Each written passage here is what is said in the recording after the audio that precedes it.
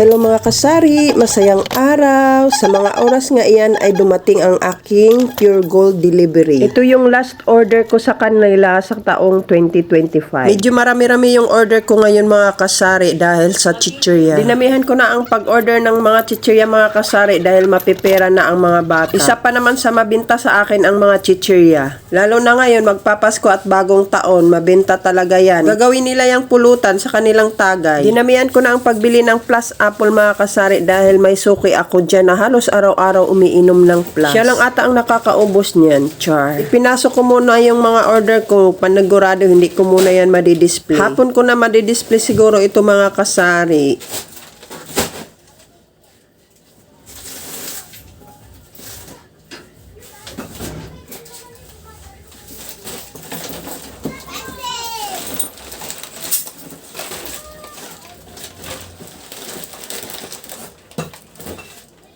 Ano te? Cash in? Magkano?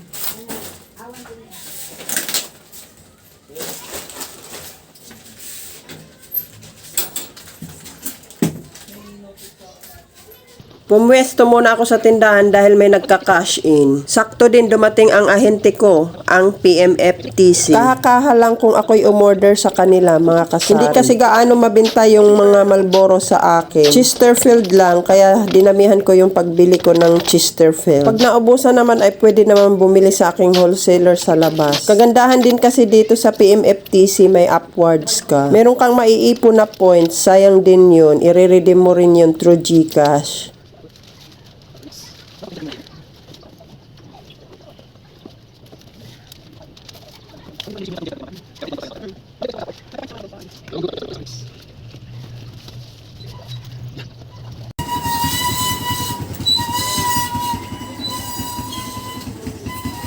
Naglagay pala sila ng signage dyan sa aking pintuan.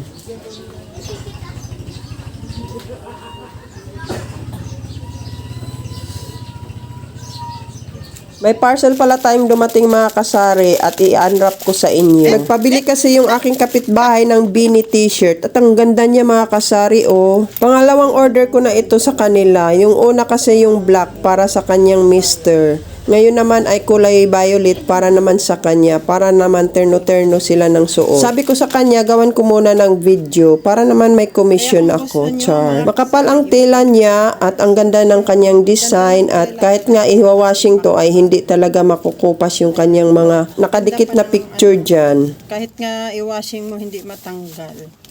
Ang ganda talaga ng print niya, Ping. Oo nga.